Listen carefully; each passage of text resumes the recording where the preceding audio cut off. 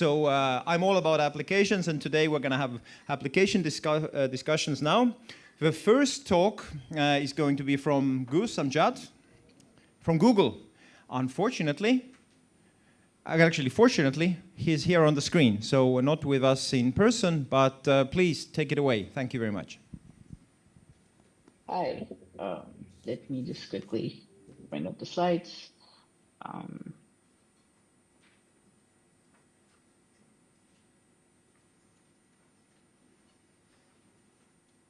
All right.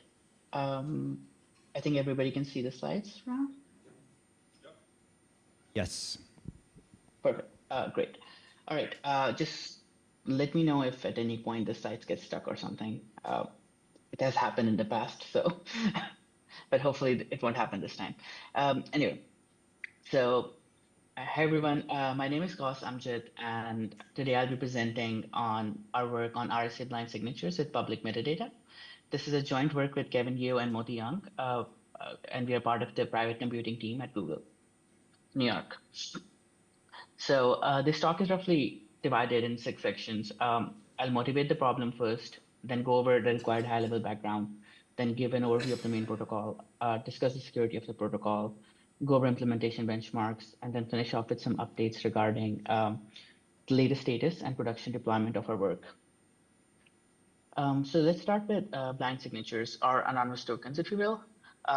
They are like one of the first 2 PC protocols, essentially, and they have become a core component for improving various privacy in various real-world applications, including authorization protocols, VPNs, spam detection, private ad measurements, Tor denial of service defenses, and the list goes on. In these examples, they're mainly used as a way for one party to gain another party's trust, basically presenting by presenting a blind signature. Party 1 lets party 2 know that it is allowed to do something, depending on the application, while party 1 maintains their anonymity. In certain applications, it is natural to associate signatures with public metadata, and ensuring that the trust is only propagated with respect to certain set of users or certain scenarios. Real-world use cases for public metadata could include like blind signatures that may need to have short expiration times, or users might purchase a service for a specific country, but they want to maintain anonymity as well whenever they use the service. On the other hand, the service wants to check whether a user's purchase was for the correct country when an anonymous user authenticates with it. In fact, this is the exact problem encountered by Google One VPN that partially blind signatures solved. One can imagine having different signing keys for different metadata, but this may require to fix public metadata choices ahead of time. While this may not be a complete deal breaker in certain scenarios, a major issue is having to manage a large, which is challenging in real-world deployments. For example, key rotations are one thing that come under key management, and they are performed mainly to avoid security degradations or mitigating the harm that could come if a key is accidentally exposed. But if we have to manage more keys, the more rotations we need to do, this creates avenue for more mistakes. And this could be missing keys that basically bring services down for a while, which in production is bad. Finally, there are some work streams work streams that build real-world architecture that rely on partially blind signatures in the IETF Privacy Pass Working Group. And scheme in this paper essentially fulfills the requirement in that draft, and it was adopted by that draft. The draft mentions basically 2 variants of token schemes with public metadata. One is the privately verifiable one, which means that only the person with a private key is able to verify the token. The other one is the publicly verifiable one, and this is where this work essentially sits. But why do we care about RSA-based signatures in particular? For one, the blind RSA signatures standard without public metadata. They are like a one-round scheme. They have stateless server issuance, and they're publicly verifiable, and the cryptography is widely available across most platforms. To verify them, So they're very easily adopted. In the industry, so it's natural to think of a variant that supports public metadata. So before we discuss that variant, we'll refresh what blind signatures are. On a very high level, there are typically three different roles for participants in a blind signature scheme, and we will go over them over the next few slides. The user or the client essentially is the party that is requesting and receiving the signature. The signer, server, or the issuer, whatever you want to call it, is the party that receives the blind signing request from the client. Let's say the client has a message that it wants to sign without revealing wants to get signed without revealing it to the server. The server, on the other hand, has a public key and a secret key, and the server publishes the public key to the client. Now, if you look under the hood, the public key is basically the RSA modulus n, which is a product of two large primes, and a public exponent e, which is usually a fixed number in implementations. And then you have the secret key, which is a private exponent d, which is essentially the modular multiplicative inverse of the public exponent e. Which basically means that if you multiply e and d, it results to 1 modulo phi of n, where phi of n is the Euler-Stoichern function. And that's all we need to know about the function for this talk, that e multiplied by d equals 1. Now, the client, which has the public key and the message, wants to essentially ask the server a signature on it without revealing the message. So it first, what it does, it hashes the message using some hash function, and I call it h of m here. And then it passes the hash message and the public key to the blind protocol. It creates a blinded message, sends it to the server. The server takes in the blinded message and the secret key, and it produces a blinded signature and sends it back to the client. The client also saves locally as, like the blind protocol also returns something called an inverse that the client stores locally to be used later. Now, under the hood, the blinded message is basically the hash of the message multiplied by some random r, basically masking it, raising it to the public exponent e. And the inverse is essentially r inverse, which we will use later to remove essentially the factor of r from the signature. Now, on the server side, the blinded signature essentially is the following. The server raises the blinded message to the private exponent d, which essentially signs the input hash message and removes the power of e from r, because again, e is the inverse of d. Now, the next step is for the client to finalize the blinded signature the server sent back, and it does it by simply multiplying the r inverse to the server response, and it ends up with a final signature that the server has never seen or learned. Now, this signature is publicly verifiable, which means that anybody with the public key is able to verify it, be it the server itself or another third party. And essentially what happens is that you raise the signature to the public exponent e, and you check whether the output is essentially equal to the inputted hash message in the first place. And if the correct private exponent is used, this will always be true. All right. Now, just a couple of factoids. In the implementation, usually h of m is something called PSS encoding, which is a probabilistic encoding. And the signature is also verified as subroutine in the finalized protocol. Now let's move on to RSA blind signatures with public metadata, or partially blind RSA signatures, if you will. Now, the main difference between the blind and the partially blind signatures is that you have public metadata D in all the protocols, and it's known to all parties. So in the blind protocol, in the blind sign protocol, in the finalized protocol, and the verified protocol. The scheme we will present is basically a modification of a scheme by Abe and Fujisaki from 1996. Our main contribution, however, is proving the security of the adjusted scheme, as the previous scheme that dealt with only heuristic security and had some unnecessary computations in it. Now, as the first step as the first change from blind signature, standard blind signature, we augment the input message with the public metadata using some encoding, some whatever. You concatenate it by appending the length of the metadata with it, so it's always unique, and then pass it to the PSS encoding. So here in the diagram, I've passed public metadata D to everywhere, to the server, to the client, and the message also augmented with it, and the blind signature, the blind sign protocol also takes it in.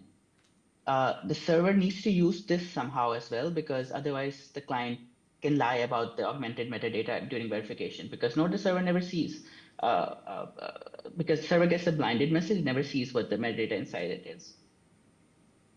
So that brings us to the second change of the standard blind signature scheme. So we derive the public exponent now based on the public metadata. So instead of E, we use something, we use H of D, and in implementation, we use HKDF to instantiate H. HKDF is essentially the key derivation function. It is HMAC based key derivation function. We don't need to know what it is, but it's essentially, you can imagine it for the sake of this talk as a hash, but for implementation, we used HKDF. So in our scheme, we also pass a sort and RSA modulus to HKDF, and this is essentially done so that for the same public metadata, the output is different for different RSA moduluses. Now, so the protocol will now look like this. Instead of raising R to the E, we are raising R to the H of T, and then inside the during signing, you raise it to, instead of the private exponent small d, like before, you raise it to H of T inverse. Now, the question is, does H of D inverse always exist? So what needs to happen for H of D inverse to exist is that H of D needs to be co-prime to phi of n, where phi is the Euler distortion function and n is the RSA modulus. And in order to achieve that, we essentially use a strong RSA modulus in our protocol. So basically, the RSA modulus in this protocol needs to be a strong modulus, which essentially means that it should be a product of two roughly equally sized safe primes P and Q. Now, we don't need to know what safe primes exactly are. All we need to know for the purposes of stock is that they give a particular structure to the value of phi of n, such that as long as you pick a number that's less than both the safe primes in size and it is odd, we get a coprimality with phi of n for free. So so that brings me to the conditions that we put on each of H of T. So H of T is restricted to output length of particular value, which is less than the size of both safe primes, and H of D is always odd. And by doing this, by doing these three things, we always make sure that H of D inverse exists. Now, for finalize, it's the same. You just multiply R inverse with the blinded message and cancel out R like before. And for verifier, instead of raising it to public exponent E, you raise it to public, so the derived public exponent H of T, and then you just simply check hash equivalences again. Now, we already noted that prior work did not have formal definitions of security proofs. Our main contribution is proving the modified version of this scheme as secure. And we proved the security from something called one more RSA assumption with multiple exponents. And we introduced that. But before we do that, we look into what basic one more RSA assumption is. So in it, the adversary, in this assumption, the adversary is given an access to, it's a game-based definition. So in this, the adversary is given access to an RSA oracle, which takes an input x and outputs y, which is the eth root of y modulo n. And it also given a challenge oracle. The adversary wins if it finds eth root of L plus 1 challenges from the challenge oracle, while with at most L queries to the RSA oracle, which means that basically it produced one root without directly querying it to the RSA oracle. Now, next we introduce an extension to this assumption for multiple exponents using these one more definition styles techniques from Villare et al. To the best of our knowledge, this is the first exploration of one more RSA inversion assumptions with multiple exponents. So in this game, the adversary is additionally given access to an exponent oracle, and the RSA oracle also additionally takes an input E prime, which is essentially now, instead of a fixed E, you give the RSA oracle the exponent under which it computes the root of x modulo n. So the adversary wins in this case if it finds the E prime root of x plus 1 challenges from the challenge oracle for some exponent E prime from the exponent oracle with at most x queries to the RS oracle for that E prime. Now, this is called, this is called restricted multi-exponent assumption. We call it restricted multi-exponent assumption because the RSA oracle only accepts exponents outputted by the exponent oracle. But then we further modify this to something we call algebraically restricted exponents, which basically captures this, that the exponent oracle outputs exponents that preserve certain algebraic properties with respect to each other. And we show that our scheme's security essentially reduces down to this assumption. Now, this might give some of you some sort of clue that there might exist an attack on the scheme that if the exponents do not preserve those particular algebraic property. But in our paper, we show that if the public metadata universe size is selected appropriately and the output size of the public exponent derivation hash function is high enough, the probability of such an attack is very low and the running time for an attack is very high. So in this paper, using these assumptions, we essentially prove the security of our scheme, which is the one more enforceability security of our scheme. Enforceability is one of the main security properties of a signature scheme, which guarantees that no party is able to generate a signature that correctly verifies unless they have access to the private signing key. So in prior definitions, prior security definitions without public metadata, the adversary wins if it outputs L plus 1 signatures using at most L signing queries to the signing oracle. So it means that it forged one signature without asking the signing oracle for the signature. In our definition with public metadata, the adversary wins if it outputs at least x plus 1 signatures for its choice of fixed public metadata D, using at most x signing queries for the signing oracle for D, while not exceeding L total signing queries for to the signing oracle. And these L queries could be for any public metadata. The other property, the other security property, and that which is especially important in terms of blind signatures, is unlinkability. And it describes the notion of anonymity with respect to an untrusted signer. So it basically captures that a signer should be unable to link a blind signing request with its final signature. So in the unlinkability game for schemes with public metadata, the adversary will pick a public key PK and two messages M and N and a public metadata D. The challenger blinds these messages and randomly permutes the order of the blinded messages, and it sends them to the adversary. The adversary returns signature on these randomly ordered blinded messages to the challenger, and the challenger runs a finalized protocol on both of them. And the challenger sends to the adversary the message and its corresponding final signature. Now, the adversary sees the signature and the message, and now it decides, it guesses the order of the blinded message that it received initially. And the adversary wins if it is able to guess the correct order of the blinded messages by probability non-negligibly more than half, which means that if it does better than just randomly guessing the order, it wins. And we proved that our scheme is unlinkable under fixed public metadata. Now, our other security considerations that we took were different RSA moduli will ensure different derived public keys for same public metadata. I think I mentioned this earlier as well. During implementation, you made sure that the hash function used for input message augmentation was domain separated from the public key derivation hash, the public exponent derivation hash function.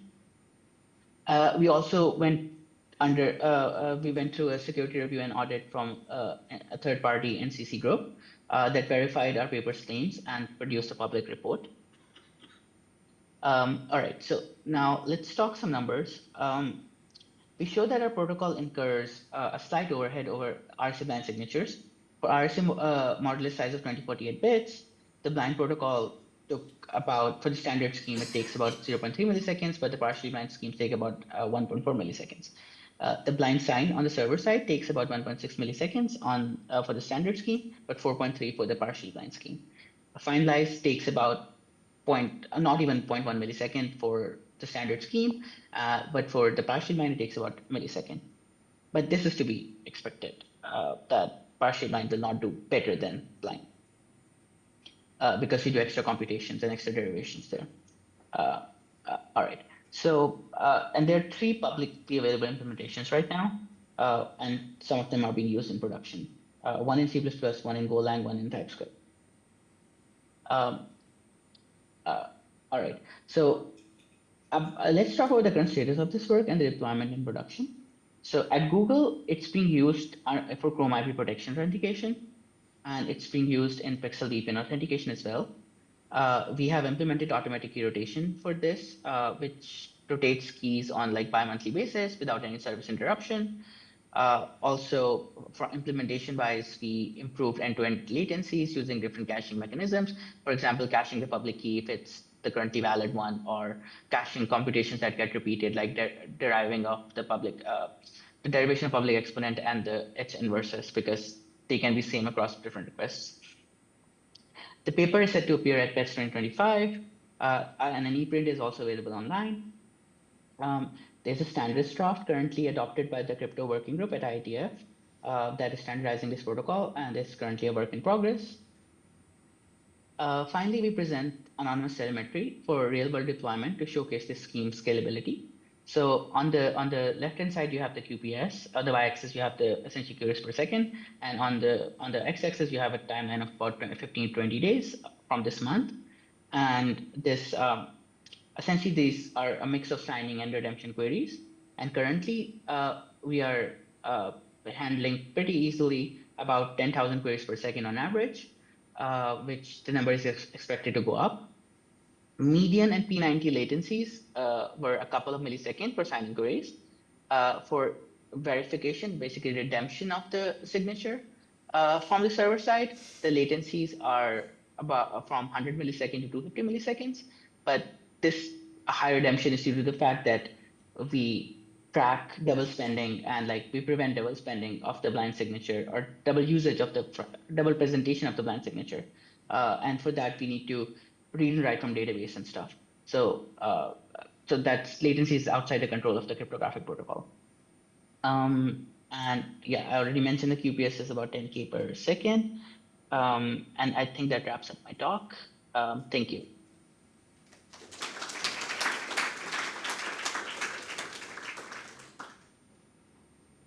Thank you so much. So let's open the floor for questions. This was very applied. Yes, there's a gentleman.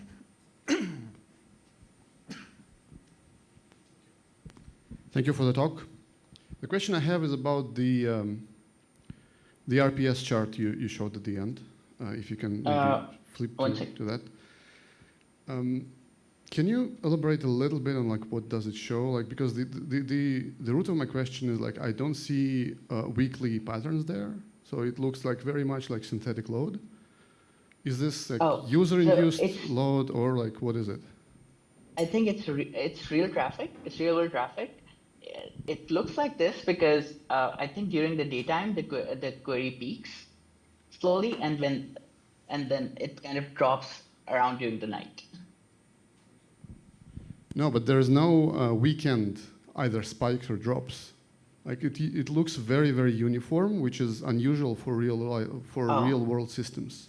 So my guess for that is that so right now the use cases I think under this graph are essentially the VPN use case and maybe IP protection on some level. So I think the I think the device is basically fetches the signatures from the server. The user does not I think a real user does not initiate the signature request. It's the client on their devices that's basically making sure that they have the appropriate number of signatures ready to go whenever they need to. Okay. Thank you very much. So I think that's why there's no spikiness. Excellent question. Excellent answer. Thank you. More questions? All right. I'm asking for on extended applicability. There have been ideas. First of all, yes, blind signatures have been an important primitive. Recently, when we wrote privacy-enhancing technology concept for the government, we had them as a technology which has been there for a long time, since DigiCash up to all these VPNs and private relays and everything. So very cool stuff. But some of the things are, my personal interest is always in the data applications. So with your new public metadata part, do you see more additional use in not so much authentication workloads, but data verification workloads? For example, I'm just speculating here. Data verification workloads. There have been ideas for using blind signatures to check that the data is in a way valid, as it has come from the right place, sort of not to authenticate the person, to authenticate the data. I think Meta had some ideas in that in the recent years. But again, this is just very academic discussion, sorry. No. So far, we have only been able to see cases where we are authenticating essentially different routing hops in terms of the relays are essentially people, like you mentioned, not data. In particular. I would imagine why not, but I'm honestly not aware of current use cases that require it. Well, we're actually trying to find more use cases for this, because for the cases we already have, the authentication cases, it's working great and people are happy so far. No, it's if stuff works, don't break it. It's just that, yeah, maybe some anti-fraud application somewhere. Did I inspire any additional questions? There are definitely anti-fraud applications. For example, I mentioned like Tor, I think uses it. Yeah, cool. Oopsie daisy, already I'm over time. Thank you so much. And but now we're asking Anders to be the next. First of all, let's thank. Thank you.